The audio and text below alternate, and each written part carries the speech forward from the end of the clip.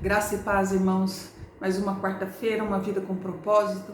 Eu quero caminhar pensando sobre ser um servo do Senhor. Olha só, eu vou ler dois textos, eles são em linguagens diferentes, mas eu quero que você entenda o significado. Números 14, 24 diz: meu servo Caleb pensa diferente e me segue de forma íntegra. Filipenses 2,5: pensem de vocês mesmos, tal como Cristo Jesus pensava de si mesmo. Pensando como servo. É isso que nós vamos falar. Primeiro, o servo, ele começa, servir, gente, começa na mente. Servir começa na mente. Ser servo requer uma mudança de rumo na nossa mente, uma alteração de postura. Deus está sempre mais interessado em por que você faz algo do que no que você faz. É mais importante a intenção com que você faz do que aquilo que você está fazendo. Atitudes contam mais do que realizações. O rei Amazias perdeu a graça de Deus porque fez o que o Senhor aprovava, mas não fez de todo o coração. Está em Crônicas 25:5. Servos verdadeiros servem a Deus com uma mentalidade que engloba 5 atitudes. Primeiro, servos pensam mais nos outros do que em si. O servo se concentra nas pessoas. Esta é a verdadeira humildade, não pensar menos de si, mas pensar menos em si. Eles são, servo ele fala assim, é aquilo que Paulo disse em Filipenses 2,4. Esqueçam de si o suficiente para ajudar o próximo. Se você não esquecer um pouco de si mesmo, você não ajuda o outro. Porque a gente sempre vem em primeiro lugar. Não estou dizendo que você não tem que se preocupar com você. Tem. Mas se a gente não diminuir um pouquinho, a gente não consegue transpor a barreira e ir em direção ao outro. Quando deixamos de nos concentrar nas nossas próprias necessidades, nós ficamos a par da necessidade dos outros ao nosso redor. Jesus, ele se esvaziou de si mesmo, tornando-se forma de servo. Quando foi a última vez que você se esvaziou de si mesmo em benefício de alguém? Quando foi a última vez? Você não pode ser servo se você estiver cheio de si mesmo. É somente quando nos esquecemos de nós que fazemos as coisas que merecem ser lembradas. Infelizmente, grande parte do serviço que prestamos é em causa própria. Acaba sendo para o nosso próprio benefício. Servimos para que os outros gostem de nós, para serem admirados, para alcançar o objetivo. Isso é manipulação, isso não é serviço cristão, isso não é ministério. A gente fica o tempo todo pensando, na verdade, em nós mesmos. E como nós somos maravilhosos, nobres, abnegados, né? Algumas pessoas tentam usar o serviço para fazer uma barganha com Deus. Eu vou fazer isso, Deus. Só que você faz isso por mim. Servos não usam Deus para os seus propósitos. Deixa Deus usá-los para o seu propósito. Pensar como servo é difícil porque entra em choque com o principal problema da nossa vida. Porque por natureza a gente é egoísta. Por natureza a gente não quer saber de ninguém. Pensamos demais em nós. E por esse motivo a humildade é uma luta diária. É uma lição que nós temos que reaprender repetidamente. As oportunidades de ser servo, de colocar à frente a necessidade do outro, a gente tem que fazer isso direto. A gente tem que decidir satisfazer a necessidade do outro e a nossa necessidade. Que às vezes a necessidade do outro tem que vir primeiro. Segunda coisa, os servos pensam como administradores, não como donos. Os servos se lembram de que Deus é o dono de tudo. Na Bíblia, o administrador é o servo encarregado de gerenciar uma propriedade. José foi esse tipo de servo quando ele foi prisioneiro no Egito. Potifar confiou a casa dele a José, depois o carcereiro confiou a prisão a José e por fim o faraó confiou toda a nação a José. O serviço e a administração andam juntas, pois Deus espera que sejamos dignos de confiança nas duas coisas. A Bíblia diz: o que se exige de quem tem essa responsabilidade é que seja fiel ao seu Senhor. 1 Coríntios 4:2. Como você está lidando com os recursos que Deus te confiou? Deus te confiou recursos. Como é que você está cuidando dele? Para se tornar servo de Cristo, você tem que resolver a questão do dinheiro na sua vida. Jesus disse: nenhum servo pode servir a dois senhores. Você não pode servir a Deus e o dinheiro. Ele não disse: vocês não devem, vocês não podem. Isso é impossível. Não podem. Viver para o ministério, viver para o dinheiro são objetivos, um para um lado, outro para o outro. Cada um indo para um lado diferente. Exige lealdade. Se você for servir o dinheiro, ele exige lealdade. Se você for servir a Deus, ele exige lealdade. Não é fidelidade no final do expediente. A Deus, agora começou. É sexta-feira, 18 horas. Agora eu começo a servir a Deus porque começou o final de semana. Antes disso eu sirvo ao dinheiro, vou batalhar que nem louco para conseguir o dinheiro, não importa com quem eu passo por cima. Isso não é verdade. Nós somos administradores de tudo que Deus nos deu, inclusive o nosso trabalho e o nosso dinheiro. Quando Jesus é o mestre, o dinheiro serve você. Mas se o dinheiro for seu mestre, você se torna escravo dele. A riqueza não é absolutamente um pecado. Não é um pecado. Mas deixar de usá-la para a glória de Deus é. Os servos de Deus sempre se preocupam mais com o ministério do que com o dinheiro. A Bíblia é extremamente clara. Deus usa dinheiro para saber se você é um servo fiel. Deus usa sim. Foi por isso que Jesus falou mais sobre dinheiro do que sobre o céu e o inferno.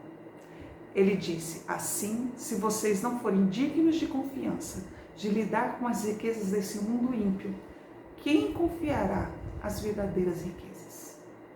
Quem vai confiar a vocês as verdadeiras riquezas? Servos pensam no seu trabalho, não no que os outros estão fazendo. Eles não fazem comparação, não criticam, não competem com outros servos ou ministérios. Eles estão muito ocupados realizando o trabalho que Deus deu. A competição entre servos de Deus é absurda. É uma coisa que não deveria acontecer. A gente está no mesmo time. O objetivo é o mesmo. É fazer com que a pessoa de Deus apareça de uma forma positiva. É que Deus esteja em primeiro lugar, que a boa nova do Evangelho seja proclamada. Cada um recebeu atribuição diferente. Eu uma, você outra, ele outra, ela outra. E todos nós, com essas atribuições diferentes, nós fazemos tudo para a glória de Deus. Não é competição. Não vamos nos comparar uns com os outros, como se fosse melhor e o outro fosse pior. Tem coisas muito interessantes para fazer na nossa vida. Cada um de nós é um ser original. Não há lugar para ciúmes, para mesquinhez entre servo. Quando você está ocupado servindo, né? Agora, se você não está ocupado servindo, aí você fica criticando o ministério do outro, você fica falando que o outro isso, o outro aquilo, que o outro vive para isso, o outro vive para aquilo. Quando a gente se ocupa em servir, a gente não tem tempo para ficar criticando e falando da vida do outro. Servos apenas confiam em Deus e seguem servindo. Não é nossa função avaliar o ministério do outro. Não é a nossa função. A Bíblia diz: quem é você para criticar o escravo de alguém? O Senhor determinará se seu escravo foi bem sucedido ou não. E também não é nossa função nos defendermos das críticas.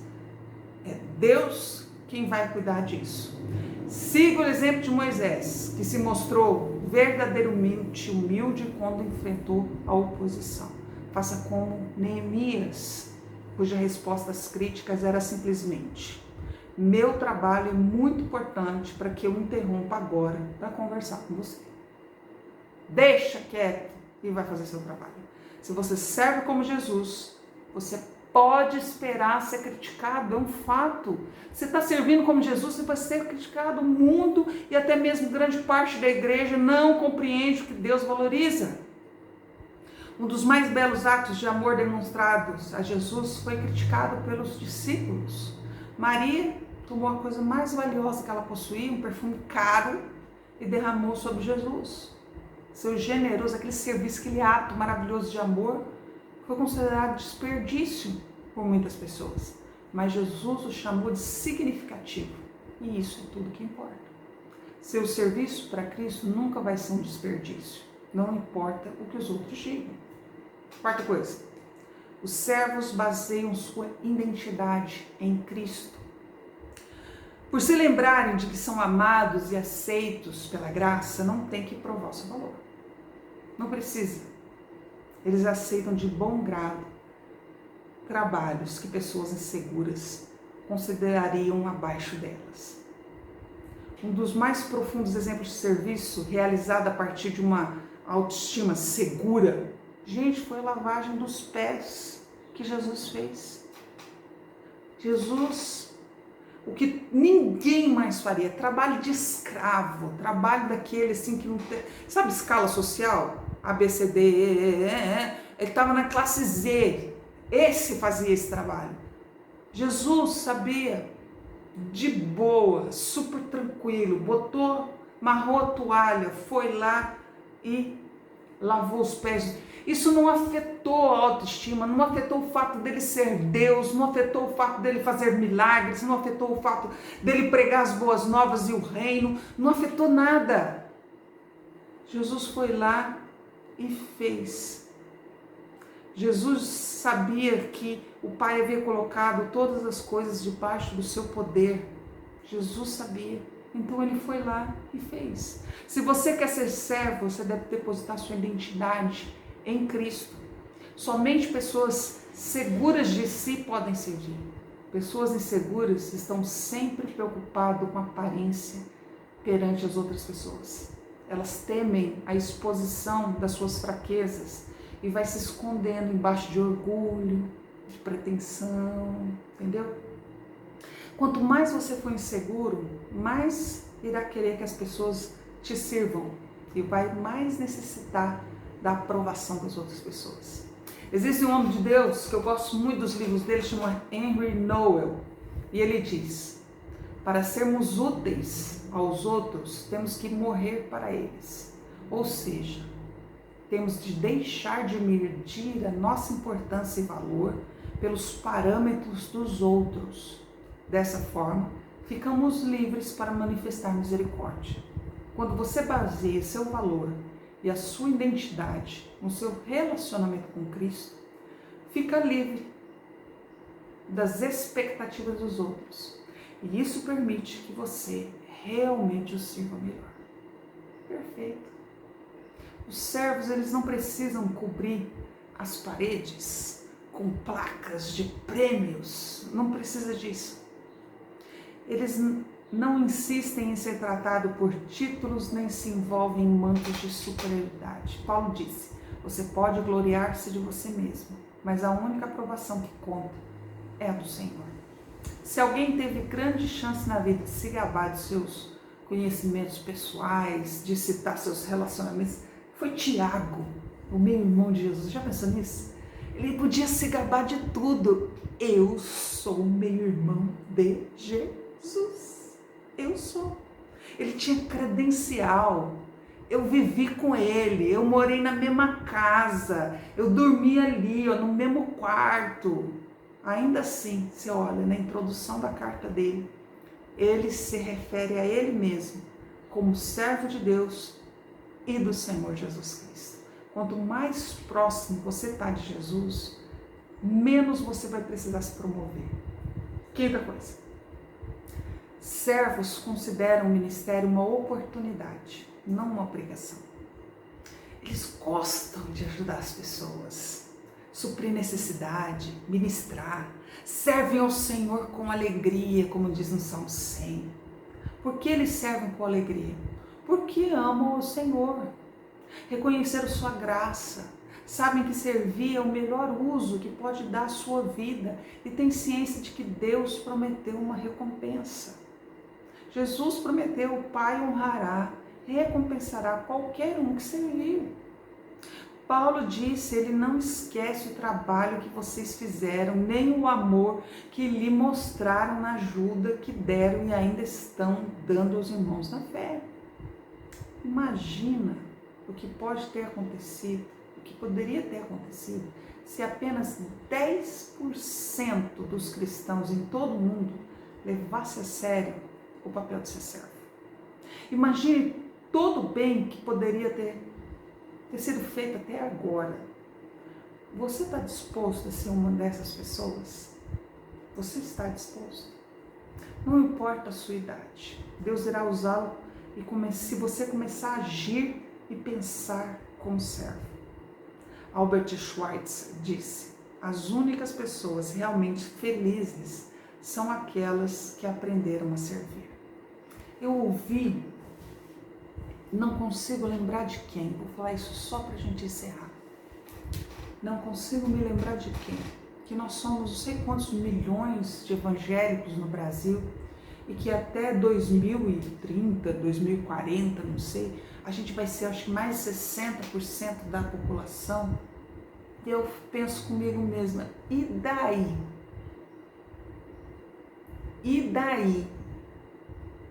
Se a mentalidade de servo não for cultivada e colocada em prática, nós podemos ser 100% da população e ainda haverá corrupção, miséria, todo tipo de pecado e todo tipo de imoralidade, desigualdade social, de gênero, vai continuar tudo a mesma coisa. Se nós não tomarmos uma postura de servo, tem uma canção que fala assim: eu não preciso ser reconhecido por ninguém. É uma postura de servo, mas não é a verdade de muitas pessoas, porque as pessoas querem ser reconhecidas e não é por Deus, querem ser reconhecidas pelo outro, pelo irmãozinho, entendeu? Pelo líder, pelo outro que quer ser reconhecido.